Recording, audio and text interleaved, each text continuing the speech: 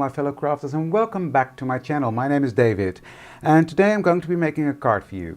No front camera today. Trust me, you don't want to see this face today. It's Sunday morning and I'm having a relaxed day. Did not shave, did not do anything about my hair, which looks like an exploded poodle. So hence no face camera today. But that doesn't mean we're not going to have some fun. I'm going to be playing with some different kind of things, but yeah, we're going to make a card. So I've got my card panel here, which is the soft finish cardstock. I just love how this stuff takes ink. I'm using the textured side. There's a textured side and a smooth side. I'm using the textured side. I've got my card base ready. We're going to be using this beautiful Barinia from Altenew. And I'm also using, there we go, the just a number die set. It's called Happy Birthday, and yeah, this is going to be on the card as a sentiment. I had them cut out somewhere, just can't find them now. Well, that's weird. Well, they're somewhere. I'll find them, and otherwise I'll cut out some new. That's so weird. Anyways, we're going to use VersaFine Clear. We're going to use some embossing ink, embossing powders, re-inkers. So yeah, we're going to have fun. So let's get set up so we can get started. So what I'm going to do first is I'm going to take a brush and I'm going to take just a nice watercolor brush. This one is from Lavinia. Nice brushes. Wet that so that is ready to go. And then what I'm going to do is I'm going to use 3 re-inkers. Now, but before we do anything, I'm just going to spritz the back of my card and the front, and that will sort of soften up the fibers and make sure it takes the ink that I'm going to throw on there. So next I'm going to just put some drops of re-inker on my craft sheet. This is abandoned coral. David, come on, Sunday morning, I told you. This is picked raspberry. And this one is Uncharted Mariner. So we can always grab more if you want to. So I've got my brush ready. So I'm going to dip that in. I'm just going to put that on there. Now, remember, this does not have to look nice at all. What I'm going to do is a technique that is a mixture of certain things I saw online. First time I saw it, it was Tim Holz who did it. He was using archival in his embossing folder, and it created a really nice effect. So I'm going to do something similar, but then I saw a variation of that the other day, combining it with embossing and lots of different stuff. So then I thought, ooh, that's cool. But they all used archival ink. And I just thought, well, and especially the last one I saw, it was very cool. I'll see if I can look it up, and I'll link the video where I got the inspiration from. But it was a lot of work because they had to take a Sharpie to fill all the black in. And I thought, why? That's what I thought. Why? Because I know archival is a transparent ink as well. And I thought, well, let's try it with VersaFine Clear. I tried it and it works. So I'll show you how to do that technique. But first we have to give this some color. So cleaning my brush, picking up my picked raspberry,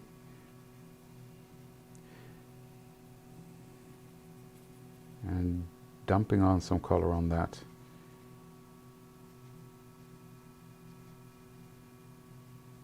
Paper. And it doesn't have to have a perfect blend at all. Oh, I love Uncharted Mariner. And this will create a purple when it touches the other color, which is something that I like.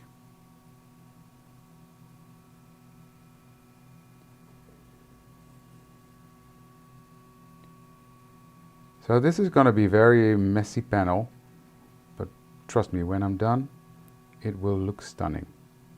At least, I hope. No, it will.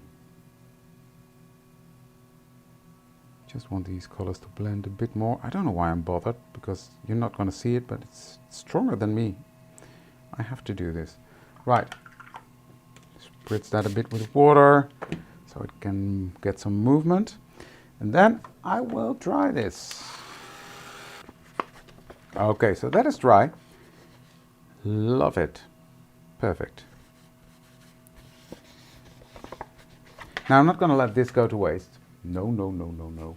So I'm going to grab my piece of card that I've left over from trimming this to size, spritz this with water, and I'm just going to pull that through like that. Ooh. That is cool. So I'll put this to the side, but this is a nice background that'll come in handy some other day. So, because that's not what we're doing today. Now this one is dry. So, next I'm taking my embossing folder, and then you've got the part that pushes up. These are the raised areas, and these are the indented areas. Now on the side of the indented areas, I'm going to take my VersaFine Clair, and I'm just going to rub that on there.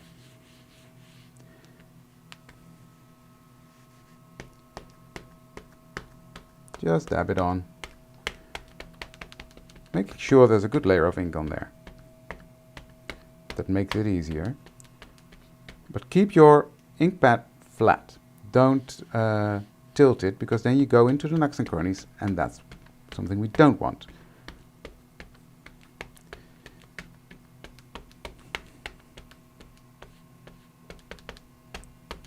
And what I found is I do a combination of dabbing and rubbing it over. So there's a good layer of that ink on there now. So I'm going to take my panel,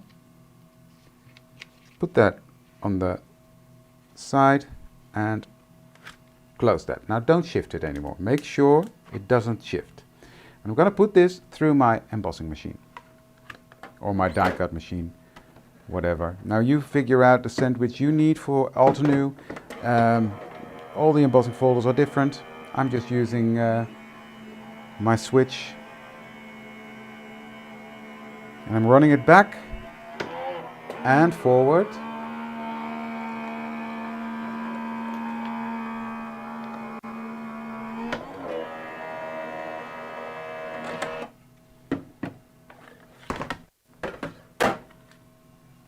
And now, look at that.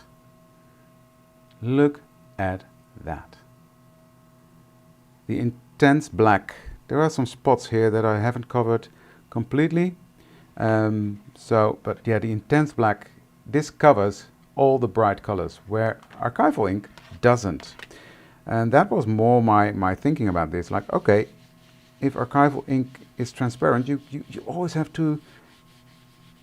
Can you imagine having to color all this in with a Sharpie? No, I don't have the patience for that. I admire people that do, don't get me wrong, but I'm not one of them. And then I thought, yeah, but this is an opaque ink. So, because this is a pigment ink, and archival still is a dye ink, even though it's water resistant. What I'm going to do it one more time, and that's actually quite easy. Because what I do, I look at the pattern, and I think it's like this. And I'm going to put that on the side where it's pushed up. And I'm going to... It's going to click into place. So, close that up. And I'm going to run that through one more time.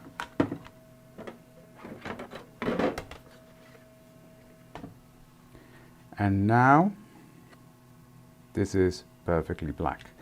Tiny bit on the side there, but I love that. Now, how do you clean this?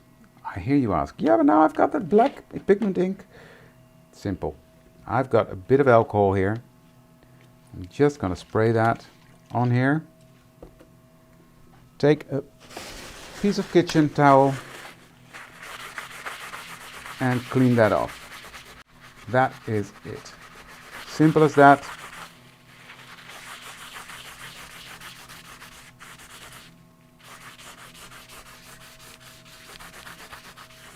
Then I'm spritzing it with water. Take my Inky Binky and clean the rest out. So that one is now perfectly ready, clean, ready to go. Put that to the side.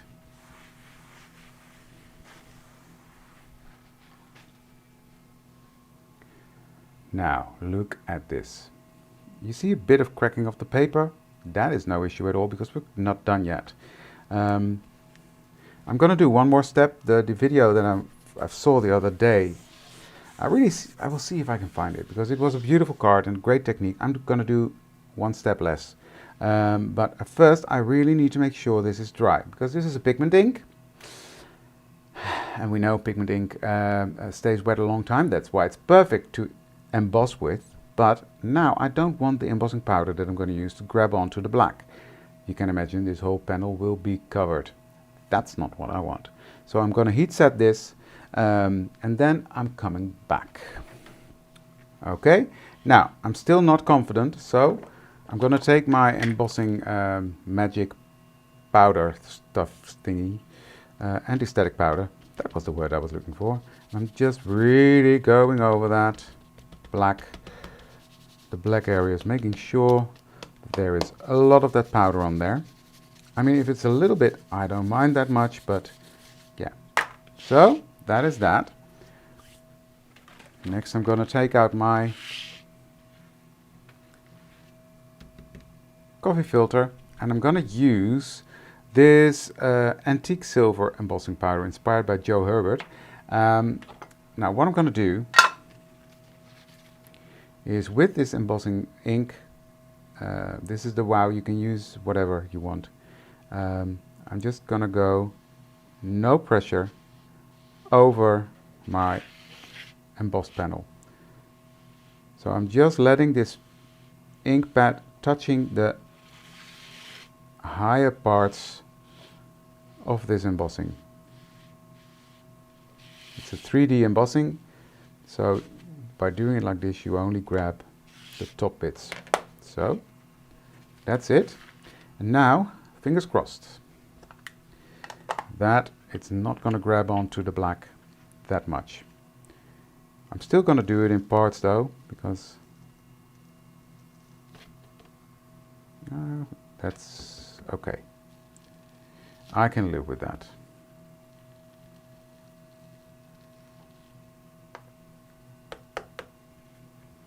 And you see, it's only grabbing onto the top parts of the flowers, and everything in between I will clean that out.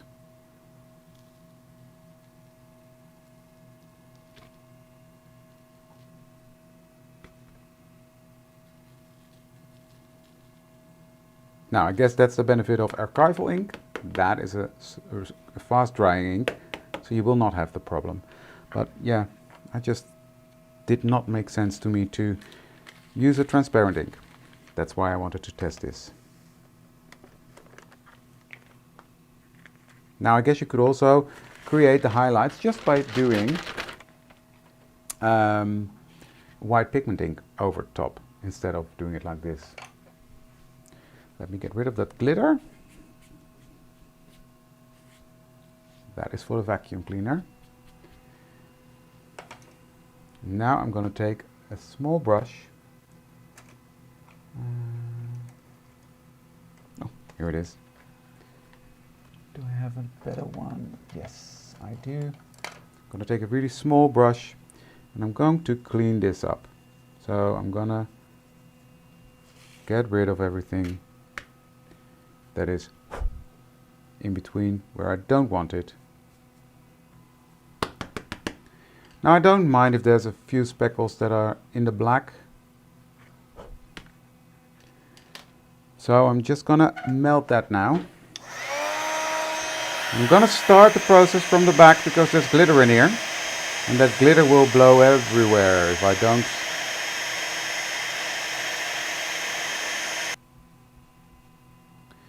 So look at that. You've got the lowlights, the highlights. I love this. So I'm going to take my sweeper brush and I'm just going to wipe off all that excess powder that is still on the black.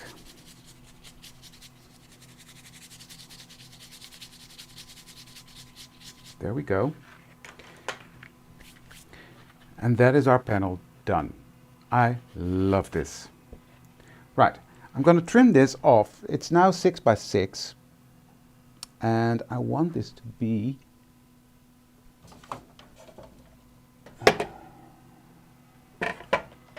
I want this to be 5.5 by 5.5. So I'm going to start by trimming off this side. So that has cleaned up the panel nicely. So I'm going to take out my panel, and that's going to be it. Look at how these colors pop. I love it. So I'm going to put this on here, and I'm going to use some a big foam tape for that to give it some dimension, and also it will help me flatten it out. So I'm going to use quite a lot of that, and I'm going to attach some glue, not attach, put some glue on the back, because I don't want this to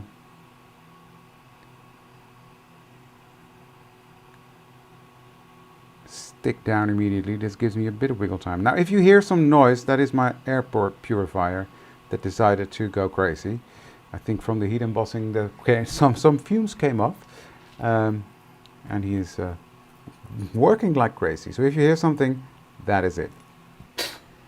Here's my panel, making sure it opens at the right side. There we go. And this way. Put this one on, making sure it's centered. And it is. And press it down. I just love how that pops. Right, found my happy birthday, which is nice. So what I'm going to do is I'm going to grab my tweezers and my little glue bottle. In this needle bottle I've got my art glitter glue, but I just like it for these tiny little thingies that I can just put a small amount of glue behind it without it oozing out everywhere. So happy. I can't do it like this. There we go. That's how it should go. This is a cute little set from Altenew.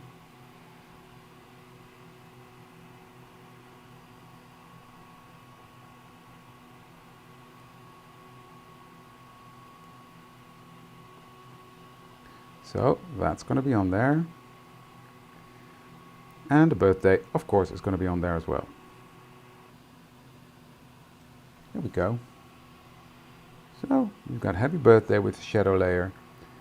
That's going to be on there. So put some glue.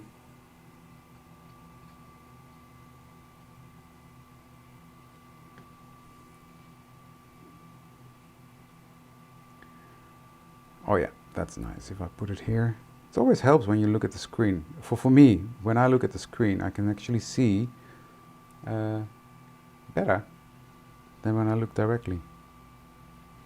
So, happy birthday. There we go. And that is it. I'm not going to do anything more. I think this is far more than enough. But I love how this one turned out. Now this is another one I did. This was just me playing around, testing if it would work. I love how this one turned out as well. Softer colors, but I really wanted to do the bright colors. So yeah, I love how this one turned out. If you do like it, to give this video a thumbs up and consider to subscribe to my channel for more fun paper crafting videos in the future, so you will not miss out on anything. Thank you for watching this one, and I would love to see you for the next one. Thank you very much. Bye.